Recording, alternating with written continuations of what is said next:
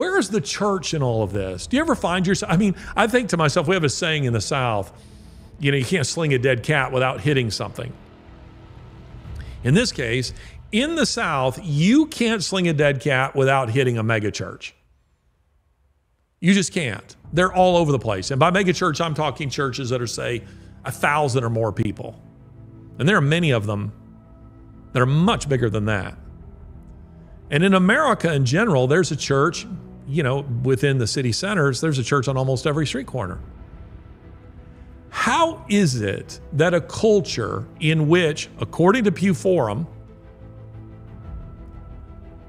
26% of the population self-identify as evangelical Christians? That is to say, they are the people who's spilling my coffee. They are the people who answered in the affirmative to questions like, do you believe there's a heaven and hell? Do you believe that Jesus Christ is the only way to heaven? Do you believe this, that, and the other are sins? Do you believe that the Bible is God's word? Do you believe that Satan exists? These kinds of questions. 26% of the American population answered in the, so 1 in 4 of Americans who are evangelical Christians, according to that number, and yet our impact on the culture is minimal. How is that possible? A California school board rejects parents' pleas and adopts the state's new curriculum amid concerns of sexualized material. It's the latest in what's been a heated debate with Governor Newsom. Daniel Molina is a father of 3 who voiced his concerns at the meeting. He's also a Marine Corps veteran, and he joins us now. Good morning, Daniel. Real quick, can you explain to us what the objections from parents are over this new textbook and curriculum? Hey, good morning, Joey. Yeah, I think that most of the local community in Temecula, our biggest objection is just to the sexualization of kids. The biggest thing that's going on is here in California, they kept talking that our school board was banning curriculum. I'd like to set the record straight. This was never a ban. What was discussed is to push off this curriculum towards later in the year so that parents can receive, all parents can receive ample time in order to properly review the curriculum, and we can make the decision as far as what is age appropriate for what we're teaching our children. Originally, he says, the 3 political activists on the school board have yet again proven they are more interested in breaking the law than doing their jobs of educating students, so the state will do their job for them. After we deliver the textbooks into the hands of students and their parents, the state will deliver the bill along with a $1.5 million fine to the school board for its decision to willfully violate the law. It sounds to me like he's saying, you didn't do what I told you to, so now we're going to charge you money. How does that help educate kids? I mean, that's our biggest argument here. I don't understand where Gavin Newsom gets off coming down here. This isn't Sacramento. This is Temecula. This is our community. He's claiming that the parents aren't being represented by the school board, and that couldn't be any more false. Our community is a pretty diverse community. There are parents who do want this implemented, but at the school board, it's pretty obvious when you go there and you go to the meeting and you see that it seemed to be teachers and administrators against concerned parents, and our school board was doing everything they can to represent us. But for Gavin Newsom to kind of gaslight the situation and throw gas to the fire and make this huge statement saying that we're being banned. And the other thing is that he's threatening a lawsuit based, he planned on this AB 1078 bill that he's trying to rush through, so that way he can retroactively fine our school board. And it's just ridiculous. There's nothing more tyrannical than that. And you have to realize that. It's just disgusting to see our governor come here and act like the parents aren't being represented when we definitely are. Florida Congresswoman Kat Cammack joins us now with more. Good morning to you, Congresswoman. Hey, good morning, Ainsley. Good morning. So they're debating whether or not our tax dollars will go to children's hospitals for these gender reassignment surgeries. You're against that. You wanted to play a video of an expert who says it's basically experimental at this point, and the Democrats walked out. Why didn't they want to see this video?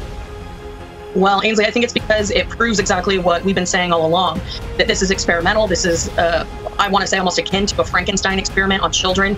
You know, there is no consent that you can give as an adolescent to change your anatomy particularly when in this video, the surgeon himself admits that these kids have, in many cases, not had their first sexual experiences. And how do they affirm what things are supposed to feel like and look like when they just don't know? They talk at length in this interview, in this video, that things in the operating room never stay the way that they actually are going to be. It's no peer-reviewed research, that it's just trying to figure it out in the moment. They're using robots, taking the intestinal and stomach lining of these kids' bodies to create canals. And it's a giant experiment at taxpayer expense on kids that really are just trying to figure themselves out. Now, if you're an adult, that's your choice. But these kids haven't even gone through puberty in some cases. So essentially, Republicans are trying to address the physician shortage, which by 2034 is going to be 125,000 doctors short, by saying we're going to focus on the real issues here and addressing this physician shortage. Radical Democrats said no, not unless we include gender-affirming surgery for adolescents. Okay. It's crazy. Congresswoman, we have a clip of what you showed. Y'all took a vote. Republicans won. The video was shown in front of this committee. The Democrats chose to walk out and never saw this. But here is what was played. This is what you wanted them to see. Those of us that do a fairly high volume of gender affirming surgery, we've maybe done a handful of pubertally suppressed adolescents as a field, and no one's published on it yet. OHSU we're just putting our first series together as we're kind of learning and figuring out what works. But it's really changing things. So why don't the Democrats want to hear everyone's opinion, the experts? This is a physician that does these surgeries, and they didn't want to hear what he had to say. But when we're talking about our children, isn't it important to hear all sides and then they can make a decision? Absolutely. And if I was a constituent in any one of those Democrats' district, I would be asking and demanding answers. If you are going to take a science position, a data-backed position on whether or not to use billions of taxpayer dollars on these types of surgeries, wouldn't you want to know all of the facts? And I have to give a shout out to Chairwoman Kathy McMorris-Rodgers of the Energy and Commerce Committee. She allowed this video to be played because we have of it, whether agree with it or not. You should know exactly the fact that this community has no idea what the long-term implications are. We're talking about really maiming kids who haven't made a decision in their life about consent or what they want to do with their lives. It's really difficult for prepubescent adolescents to make decisions about their anatomy when they don't even really understand it. And I heard you say that these hospitals don't get enough funding as is. So the money really needs to be focused on things that the children really do need. You say no reassignment surgery and no puberty blockers for individuals under the age of 18. Where does this stand now? How is this going to end up? So Republicans were able to block the gender reassignment surgery funding for adolescents in the committee, and this will now move to the House floor. I'm really proud of the work that we've done in focusing on the issues that matter. Ainsley, as you said, childhood cancer, it increases by 1 percentage point every single year. So we need to focus on things that are really, really pressing, things that are right now happening in front of us. Now we go to the House floor where we take a full vote, and I encourage people to reach out to their members of Congress. Get the word out, how they feel about it. If you don't believe your child should be getting their anatomy rearranged by an experimental surgeon, let your representative know. We are back with an update on the unrest in Israel. Demonstrators taking to the streets today in Jerusalem after lawmakers passed a controversial bill to limit when the Supreme Court can intervene in government actions. In response, businesses are closing their doors and thousands of military reservists say they won't report for duty. ABC's Faith Abube has the latest. Anger on the streets of Jerusalem as widespread protests against a multi-stage plan to overhaul the judicial system intensify.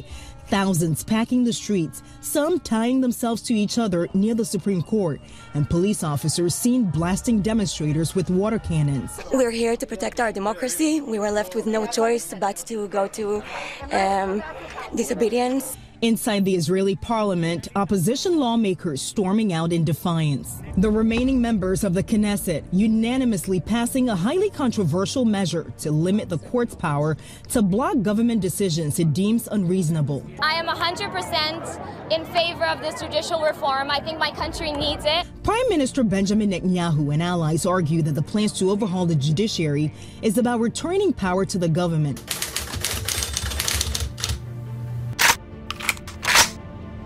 How is it possible that a Jew could embrace Jesus as the Messiah and not deny the Shema? This is a pretty common problem. The Lord our God is one.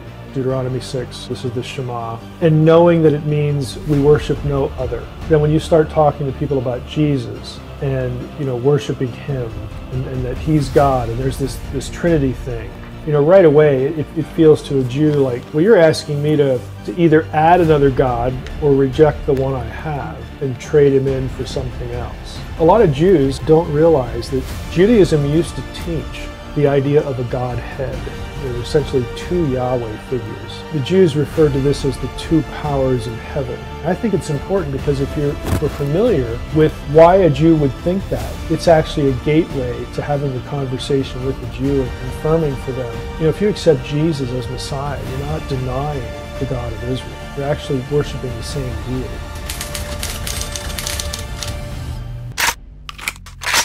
Matthew, thanks for joining me again. We wanted to pick up with your story, and there may be some people out there who don't know the story, but you are in court right now in Malta, where you live, and you're in court for a very interesting reason, could face jail time. Tell us a little bit about how we got here. What's the backstory?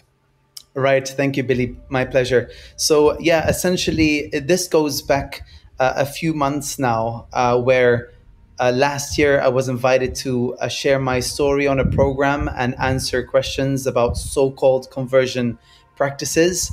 And I mentioned an organization as well that supports men and women who leave LGBT, and an organization that promotes biblical sexuality. And it just happened that a few days after, or a few weeks, very few weeks, 3 people reported me to the police in Malta, claiming that I was breaching Chapter 567 in Maltese law, which says you cannot advertise so-called conversion practices. And please note, advertising was not defined in the same law at the time, because now, if you had to look it up, you can find a clause about advertising which was added later because of this legal case, because the opposition were feeling like they couldn't find any loopholes, to trap us. But anyway, the point is that, I had to go to the police, and I exercised my right to be silent, and the police pressed charges against me, and it's been 2 hearings so far. We're on to the 3rd one this month, on the 24th of July. And it just happens that, if I'm found guilty, I could spend 5 months in jail, or I could pay a fine of up to 5,000 euros in Malta just for really exercising my freedom to be a Christian and to support others who want to move away from unwanted LGBT identities or desires, etc. So yeah, that's the situation.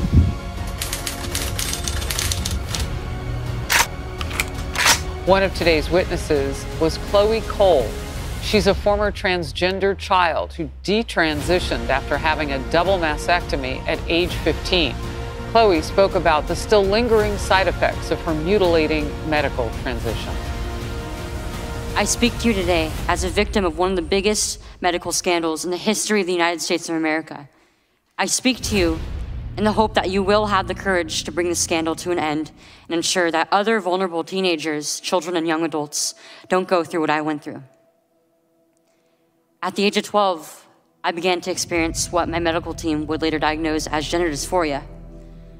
I was well into an early puberty, and I was very uncomfortable with the changes that were happening to my body. I was intimidated by male attention, and when I told my parents that I felt like a boy, in retrospect, all I meant was that I hated puberty. I came out as transgender in a letter I sent on the dining room table. My parents were immediately concerned. They felt like they needed to get outside help from medical professionals, but this proved to be a mistake. It immediately set our entire family down a path of ideologically motivated deceit and coercion. The gender specialist I was taken to see told my parents that I needed to be put on puberty-blocking drugs right away. They asked my parents a simple question: would you rather have a dead daughter or a living transgender son? The choice was enough for my parents to let their guard down, and in retrospect, I can't blame them. This was the moment that we all became victims of so-called gender-affirming care. I was fast-tracked onto puberty blockers and then testosterone. The resulting menopausal-like hot flashes made focusing on school impossible. I still get joint pains and weird pops in my back, but they were far worse when I was on the blockers. A month later, when I was 13, I had my first testosterone injection. It's caused permanent changes to my body. My voice will forever be deeper, my jawline sharper, my nose longer, my bone structure permanently masculinized, my Adam's apple more prominent, my fertility unknown. I look in the mirror sometimes and I feel like a monster. So what message do I want to bring to American teenagers and their families? I didn't need to be lied to. I needed compassion. I needed to be loved. I needed to be given therapy to help me work through my issues, not affirm to my delusion that by transforming into a boy, it would solve all my problems. My childhood was ruined, along with thousands of detransitioners that I know through our networks. This needs to stop. You alone can stop it. Enough children have already been victimized by this barbaric pseudoscience. Please let me be your final warning.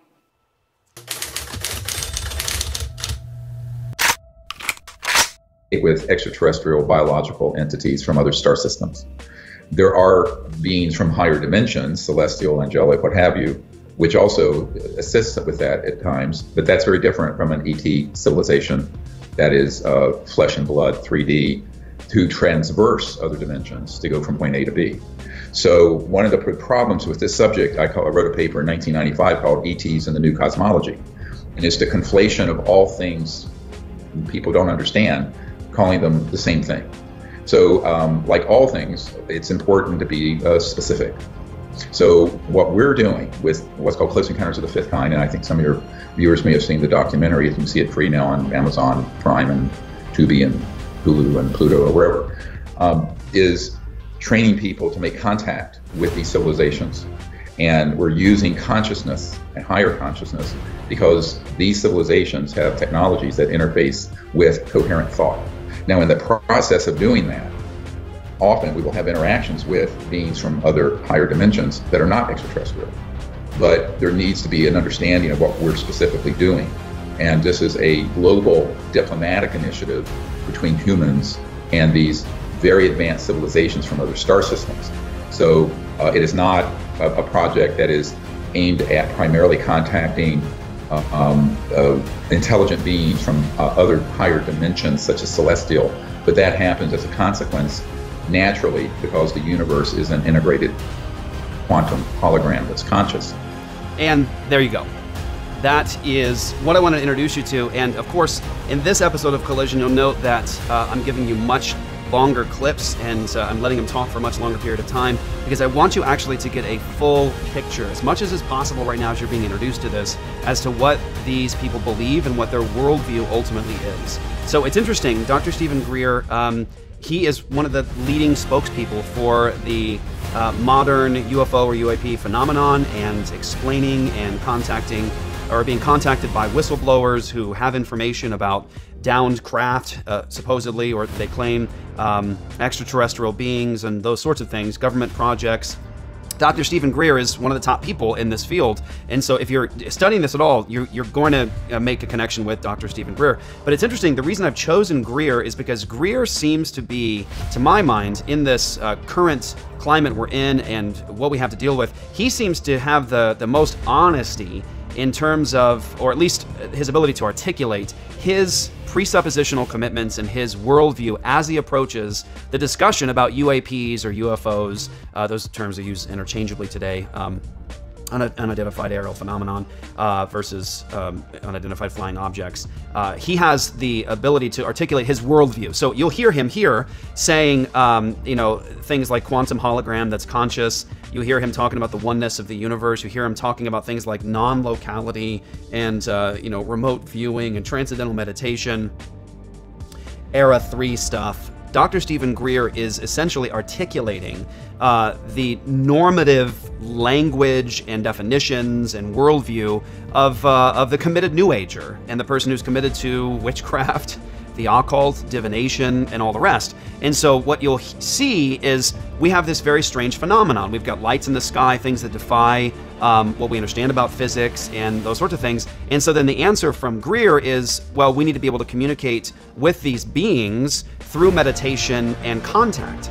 And what he's essentially describing is something that is condemned in Scripture, something that is as old as the hills, is something that humanity has been involved in as long as recorded time. People trying to make contact with the dead at times, or higher celestial beings, angels, demons, those sorts of things. I mean, you could look at the average New Ager that's sort of blind to what they're going to experience. They think they're talking to nice, healthy, kind, angelic beings. They think they're talking to sort of dead relatives, ghosts and spirits and those sorts of things. That person may be just sort of ignorant of what they're making contact with, but they do make contact. Absolutely, they do. Many of them do, and regularly. And oftentimes those contacts turn nefarious in many people's experiences.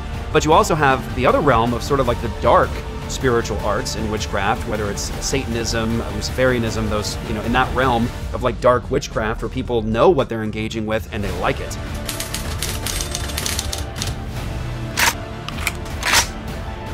I met a gentleman a few weeks ago, and he gave me his card because he said, I am the official documenting photographer of the Shroud of Turin when they did the last test on the Shroud of Turin.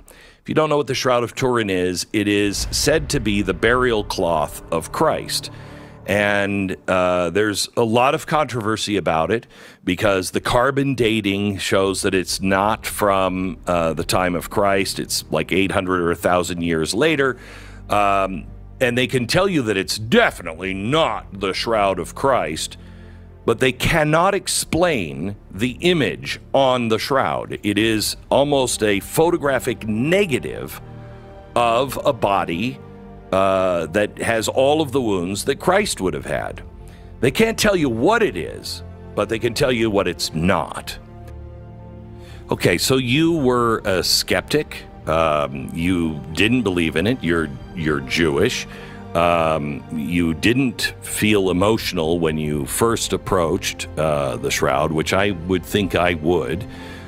Even if it isn't real, it is so inspiring, and if somebody did it, it's a miracle they did it. We don't understand how they did it. Right. Well, look, but how do you feel? Go ahead. I think we all had reverence for the subject matter. We all appreciated the fact that not only was this an object of scientific research, but it was also an object of faith for 1 billion or so people. So we all had great respect for it. And so although I didn't have the same emotional response that perhaps some of my Christian fellow team members might have had, we all treated it with the highest respect and regard and acted professionally throughout. Sure. Now, how do you feel now? Well, it took 17 years after we finished, and I had access, of course, to all of the scientific research. And after about 17 years, all of the questions that I had that had been unanswered became answered, and I had to resign myself to the fact that the most plausible explanation for this was that this is the burial shroud of the historic Jesus of Nazareth. You don't have to be a Christian to accept the historicity of Jesus and to accept that we might have an artifact of that man's life, considering the impact he's had on this planet. Yeah, I mean, they're already, I'm much more scared of robots, which are real and powerful, I the agree. videos that I've seen. And so, and the fact, okay, so here's the thing, is that in order to believe in aliens and that the aliens are responsible for the UAPs and UFOs, you do have to believe that they're rational creatures because they've created this insane technology that is far beyond anything that we've created. And apparently their intellect, their ability, because animals can't create. They can't create like that. There's no creature that can create. You have to be a rational, sentient being in order to create something like a flying saucer or whatever it is. And so again, for the Christian, you have to ask, okay, well, what category of creature is that then? If it's rational, it's sentient, it can create. If it's created that, it's probably created civilization and some kind of hierarchy and order and all of that.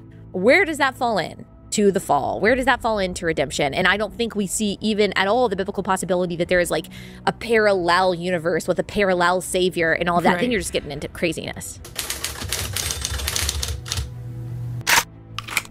Not all kids are given into this. You saw a middle school in Massachusetts, where students stood up against this. there's literally children that are taking a stance that parents aren't willing to take. Yeah, LGB has it so bad. They have an entire month. They have every store, every company bowing to their whim. And they literally, I mean, you see Disney, again, you see Disney, they want their DEI score to be higher than their profits. And they're doing that. They're winning. They're getting what they want. I want you to listen how this news anchor broke this story here about the Burlington Middle School. A middle school pride event took just a terrible turn in Burlington. Instead of showing support, some students allegedly destroyed decorations there. Meanwhile, over in Uganda, you have Christian children being Christian. Now, what do you think's worse? Having a child say, no, I'm not going to give into that, leave me alone and I'll leave you alone? Or literally having your child for being a Christian? And this is a great shirt too. Not today, Jesus, with the goat head, rainbow colors, all the things. Not today, Jesus. Yep. This is a full-blown satanic attack that this agenda is pushing, this indoctrination. It's not just about acceptance or tolerating or celebrating. None of that. It will never be enough. There is only one goal here: to destroy you. It doesn't matter if we just live together and accept each other and go on living all our lives and just living how we want, free as Americans. That's not good enough anymore. You will submit or you will be deleted. What happens if things at the end of this trial don't go the way you hope they go? What will you do? Well, what is my expectation? I would say that I really do believe that God is going to come through and usher us into victory here because, first and foremost, the law was not strong enough. The first draft of the law was not strong enough to kind of penalize us. So that's definitely to our favor and advantage. And second of all, our fundamental freedoms are being breached here. And I believe there are not just constitutional laws in Malta, but also European laws and international laws that protect us in this scenario. And so we intend to keep fighting this, even if it goes to the European Courts of Human Rights. So I think worst case scenario, I think I want to be like Paul, the apostle in my life. I want to be able to say, I know what it means to live in abundance. I know what it means to live in lack, Worst case scenario, prison and sharing Jesus in prison and just suffering for the sake of Christ and counting it all joy for the prize of knowing him, knowing that he's producing perseverance and in our faith and he's strengthening our faith through every trial. So you know what? I see that no matter how bad this gets, we're going to count it all joy because we're not suffering for something wrong that we have done. We're counted worthy to suffer for the sake of the gospel and his name. So that is always a source of joy for Christians and believers. But we want to leave something for the next generation that is not hostile towards the Christian faith. And I think that is worth fighting for.